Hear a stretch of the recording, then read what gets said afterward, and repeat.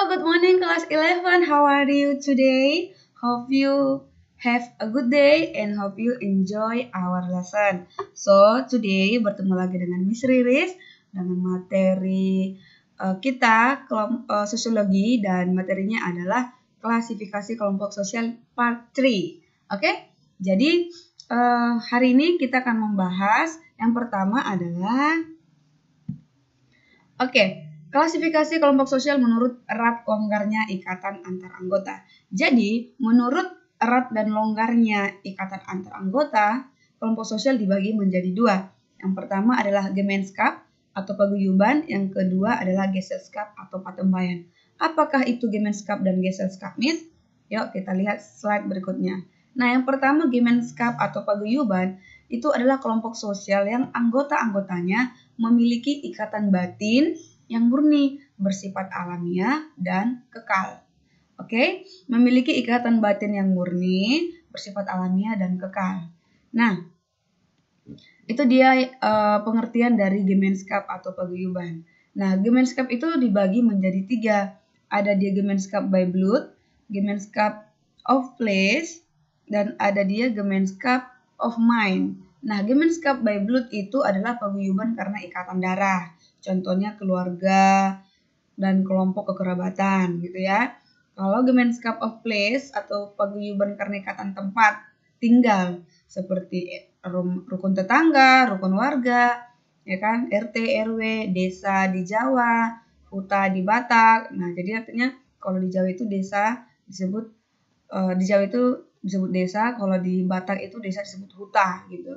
Yang ketiga adalah Gemeenschap of mind atau paguyuban atas dasar ideologi ya, mind ideologi. Nah, ini berbicara contohnya adalah sekte keagamaan dan partai politik sesuai ideologinya. Nah, next. Yang kedua itu adalah Geselschap atau patembayan. Nah, Geselschap atau patembayan ini adalah kelompok sosial yang anggota-anggotanya merasa terikat secara lahiriah. Karena apa? Karena memiliki kepentingan yang sama. Keberadaannya juga tidak kekal, tergantung dari pencarian kepentingannya. Misalnya apa, Miss? Misalnya adalah ikatan antar pedagang dan organisasi suatu pabrik. Oke, itu di Geselschap. Nah, jadi apa yang menjadi perbedaan antara Gemeenschap atau paguyuban dengan Geselschap atau patembayan? Perbedaannya itu adalah kalau Gemeenschap paguyuban dia masih bersifat personal atau pribadi. Sedangkan Geselschap atau patembayan bersifat impersonal, tidak pribadi. Terus, Gemeenschap itu informal, tidak formal. Sedangkan Geselschap dia formal, dan kontraktual. Nah, kalau Gemeenschap dia masih bersifat tradisional, gitu, tradisi ya. Sedangkan Geselschap dia bersifat rasional dan karena nilai guna atau utility. Gemeenschap bersifat sentimental, jadi ada perasaan yang dibawakan. Sedangkan Geselschap bersifat realitas gitu ya, yang real aja, realitasnya aja. Nah, kalau Gemeenschap berbicara mengenai hal-hal umum gitu, sedangkan Geselschap berbicara hal-hal khusus. Oke? Jadi anak-anak Miss perlu mempelajari perbedaan Gemeenschap dan Geselschap. Kalau Gemeenschap berarti paguyuban ini berbicara masih kedaerahan, desa, ya kan katanya masih tradisi. Sedangkan kalau Geselschap patembayan sudah perkotaan. Oke? Itu perbedaannya dan ini sudah lebih maju. Nah, next. Ada lagi pembagian kelompok sosial menurut kualitas hubungan antar anggota. Kalau tadi itu berbicara erat longgarnya ikatan anggota, kalau ini berbicara mengenai kualitasnya. Berarti dibagi menjadi dua, kelompok primer dan kelompok sekunder. Nah, kelompok primer itu relatif kecil, pribadi, akrab, dan informal. Dilakukan langsung secara tatap muka. Oke, jadi hubungannya tatap muka. 4 mata bisa, pokoknya langsung bertemu. Terus yang berikutnya adalah permanen. Para anggota berada bersama dalam waktu relatif sama. Lebih bersifat tradisional. Nah, lebih tradisional berarti condong ke masyarakat pedesaan gitu ya. Nah, kalau kelompok sekunder relatif besar, berarti ini udah cocok juga ke perkotaan. Impersonal atau tidak personal dan formal. Jadi ini hubungan yang formal, mungkin bisa juga seperti hubungan pekerjaan ya, lembaga-lembaga gitu. Terus sedikit sekali komunikasi dengan tatap muka. Terus bersifat temporer, bukan permanen. Temporer itu berarti per waktu. Kebersamaan para anggota dalam waktu relatif singkat dan lebih rasional dan menekankan pada efisiensi kerja. Jadi ini boleh berbicara mengenai profesi-profesi, pekerjaan-pekerjaan, urusan-urusannya. Oke, next.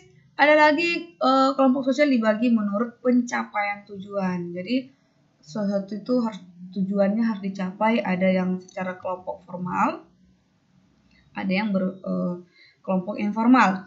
Kalau kelompok formal itu kelompok yang memiliki peraturan-peraturan yang tegas dan dengan sengaja dibuat oleh anggota-anggotanya untuk mengatur hubungan antar anggota. Namanya formal, tegas, seperti sekolah, seperti rumah sakit, seperti mungkin partai-partai gitu ya, hukum gitu. Nah, contohnya apa? Nah, ini organisasi massa dan partai politik. Jadi mereka itu memang benar-benar memiliki peraturan-peraturan yang tegas dan itu sengaja dibuat untuk mengatur para anggota-anggotanya supaya apa? Tercapai tujuannya. Nah, kalau kelompok informal adalah kelompok yang terbentuk karena pertemuan-pertemuan yang berulang dan merasa memiliki kepentingan dan pengalaman yang sama. Jadi bukan sengaja dibuat peraturan dan nggak tegas gitu. Itu hanya karena terjadi pertemuan dan merasa ada kecocokan sehingga mereka memiliki kelompok itu. Contohnya apa? Ya, kelompok kecil atau klik dan kelompok pertemanan atau geng. Jadi pasti kalian memiliki kelompok pertemanan-pertemanan dan itu tidak memiliki peraturan yang tegas. Kalian berteman, berkelompok karena kalian memiliki kepentingan dan pengalaman yang sama. Oke? Nah, klasifikasi menurut keanggotaan kelompok. Ada dia membership group, ada dia reference group. Nah, jadi kalau membership group itu berarti adalah kelompok sosial yang setiap secara fisik menjadi anggota kelompok tersebut. Membership berarti secara fisik dia ada di dalam. Contohnya calon mahasiswa. Seorang siswa yang ingin menjadi calon mahasiswa, dia sudah bersikap menjadi seorang mahasiswa. Jadi secara fisik dia sudah ada di dalamnya. Oke, sedangkan reference group itu kelompok sosial yang menjadi acuan bagi seseorang yang bukan anggota kelompok untuk membentuk pribadi dan perilakunya sesuai dengan kelompok acuan. Nah, contohnya seorang anggota parpol dia menjadi anggota DPR.